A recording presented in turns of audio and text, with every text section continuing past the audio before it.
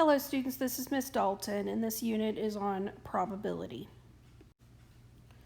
To determine the probability that something will happen, you're going to use this formula here. So the probability of an event happening is the number of ways that it can happen divided by the total number of outcomes. So if we look at these couple of examples here, the first example are what are the chances of rolling a 4 with a die. Now die is just plural for a dice. So the number of ways that it can happen is 1, meaning that there is only one face on the dice that has a 4 on it. There are a total number of 6 sides, so there are 6 faces altogether. So in other words, the probability would be 1 out of 6, so 1/6. Another example is there are 5 marbles in a bag. 4 of them are blue and 1 is red. What is the probability that a blue marble gets picked? So the number of ways that it can happen is the number that corresponds to the number of blue marbles. There are 4 blue marbles in the bag, so the numerator is going to be 4. The total number of outcomes is 5 because we have 4 blue and 1 red, so there are 5 marbles total in the bag. So the probability would be 4 out of 5, which as a decimal is 0.8. All right, we can also represent this information using what we call a Venn diagram. I'm sure you've seen these before. And so a couple things that you want to remember about a Venn diagram is that the big rectangle is just like the total number. So everything inside that rectangle adds up to be the total number of people or animals or whatever it is we're trying to figure out. So in class, we're going to make a Venn diagram about the pets of the class. So let's say I have 19 students. So there's going to be a total of 19 students. Let's say out of those 19 students, we're going to put dogs over here and cats over here. So out of those 19 students, let's say 7 students just have dogs. Now let's say 3 students have dogs and cats, and let's say 5 students just have cats. So that would be 12 and 3, so 15. That means 4 students over here do not have either, so they don't have dogs or cats. So let's just say that that was our information from doing it in class. All right, so using that Venn diagram, let's answer a couple of questions about it. So let's say for question number 1, it says, if a student is selected at random from Mrs. Dalton's AQR class, what is the probability that the student has a dog and a cat? So a dog and a cat. So how many kids in my class had a dog and a cat? Well, that would be 3. And then there was a total of 19 kids, so that's going to be 3 divided by 19. Okay, so you can leave it like that, or you can write it as a decimal. Second problem said, if a student is selected at random from Ms. Dalton's AQR class, what is the probability that the student does not have a dog or a cat?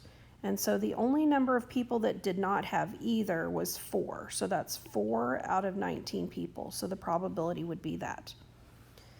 Find the probability of having a dog or a cat and explain your reasoning. Okay, so for the probability of a dog or a cat, that we're going to add up all 3 of these numbers. So 7 plus 3 is 10, and then plus 5 is 15.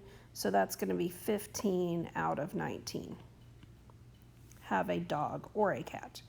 Find the probability of a student having a dog given that the student does not have a cat. So probability of dog but no cat, that's going to be the 7 out of 19. Okay, let's go back on each one of these, and I want to write down what the decimal is because you could have to write it as a decimal. Now I'm going to have you round it to the nearest hundredth. So 3 out of 19 would be 0.16, If I asked you for a percent, then that would be approximately 16%. The 16% chance of having a dog and a cat. 4 out of 19 is 0.21, so that would be approximately 21%. 15 over 19 comes out to be 0.79, which would be approximately 79%. And then 7 out of 19 is 0.37, which would be approximately 37%. So just make sure that you know how to round to the nearest hundredth and then write it as a percent as well. Okay, so in class we did this as a group work assignment. So here are the questions that it asks. So Miss Snow conducted a survey of her homeroom. She asked students what math course and what science course they were taking this semester. Below are the results. So you can see that we have Algebra 2, we have Chemistry, and then we've got some numbers in there. So it says, analyze the data in the Venn diagram and list 5 facts about Miss Snow's homeroom. So first I can see that 14 students took only Algebra 2. I can also see that 4 students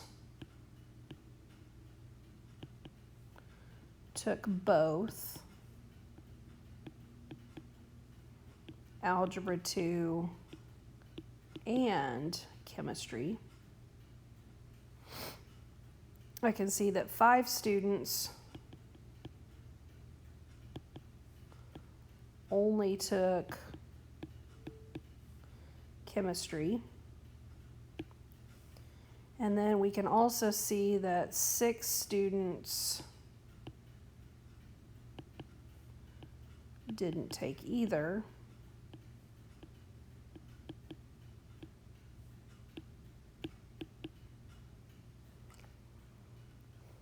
And then we can also see that if I add up all of these numbers together, that's going to be a total of 29 students. So those are the main facts that I can gather from looking at this Venn diagram. So let's go ahead and answer some more questions. So it says, if a student is selected at random from Ms. Snow's homeroom, what is the probability that the student is taking Algebra 2 and Chemistry? So that's going to be 4 out of the total, which we said was 29.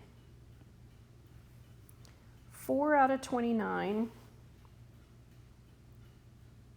as a decimal would be about 0.14. So we would call that a 14% probability.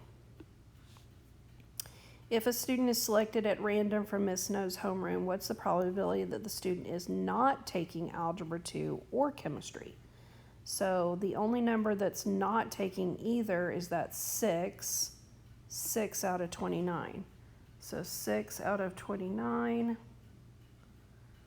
is about 0.21, which is also approximately 21%. Okay, and the next question, it says find the probability that a student is taking Algebra 2 or Chemistry and explain your reasoning. So that's going to be where you add up all of these numbers. So 14 plus 4 plus 5, that gives us 23 out of 29 students. As a decimal, that would be about 0.79. And as a percent, that would be 79%. Find the probability of a student taking Chemistry given that the student is not taking Algebra 2. So chemistry, but not taking algebra 2, that would just be this number. So 5 out of 29. 5 out of 29 as a decimal is 0.17, which is approximately 17%. All right, the second example is, it says draw a Venn diagram and label the data with the information that you're given. So it says the students survey 758 spectators. So our total number is 758 spectators at a national championship tennis match. The survey results indicate the following: 421 are male, 256 have a two-handed backhand swing, and 176 of the people with a two-handed backhand swing are female. Okay. So I'm going to label each of these circles. I'm going to label the one on the left as being the male tennis players. And then on the right-hand side, we're going to call this the two-handed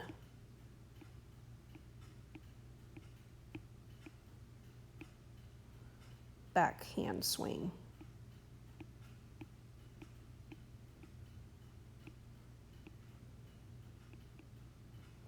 And obviously this piece that's in the middle here, so this is going to represent the people that are male and have a two-handed backhand swing. So if I look at this right here, it says 176 of the people with a two-handed backhand swing are female. Well, so obviously that would not be the overlap with the male. So this over here must be the 176 people. Okay, it says 256 have a two-handed backhand swing. So we already have 176 here. So we need to take 256 and subtract 176 to figure out what do we have left over, which would obviously be the male tennis players, and that would be 80 people. So that's going to be inside here. Then it says that 421 are male. So we need to take away that 80 to figure out what are the leftovers there that are the male that don't have a two-handed backhand swing. So 421 minus 80 comes out to be 341, and that's going to go right here. Now, we also need to figure out what number of people aren't either. They're not male, and they don't have a two-handed backhand swing. And so we're going to add up these numbers, 341, 80, 176, and we're going to subtract that from the total of 758, and so that's going to be 161 other that don't have a backhand swing, two-handed backhand swing, and they're not male. So question number 6 says, what is the probability that a person selected at random from the survey group is male? Well, the male is that 341 plus 80, which was the 421. So 421 out of the total 758 are male. So that's going to come out to be approximately 0.56, which is going to be approximately 56%. Okay. What's the probability that a person selected at random from the survey group is female? Well, that's going to be the 176 here and the 161, because those are going to be female as well. So 176 plus 161 comes out to be 337. So we're going to do 337 divided by 758. And that comes out to be about 0.45, which is approximately 45%. All right, looking at the next question, it says, what is the probability that a person selected randomly from the survey group has a two-handed backhand swing? So there's 256 people that have a two-handed backhand swing. So 256 out of that 758 total. And that's approximately 0.34, which is approximately 34%. What is the probability that a person selected randomly from the survey group is a male or has a two-handed backhand swing? So there we have to add up all three of these numbers. So 341 plus 80 plus 176. And that comes out to be 597 out of the total 758. When I divide those, it comes out to be 0.79, which is approximately 79%. Okay, what is the probability that a person selected randomly from the survey group does not have a two-handed backhand swing, given that the person is male? Okay, so there were 421 males in the survey group. And so we only are going to consider that as our total. So that's going to come from the part where it says, given that the person is male. So which ones do not have a two-handed backhand swing? And so that's 341. And so we're going to divide that. And that would be 0.81, which would be approximately 81%. Okay, so for this last part here, I want you to label this Venn diagram with the information. So do that real quick in your journal, and then when you're ready to check your answers, press play. All right, check your answers here. Notice that all of these numbers add up to that total of 350. So there's not going to be any that are outside of those circles. So right here is just going to be 0.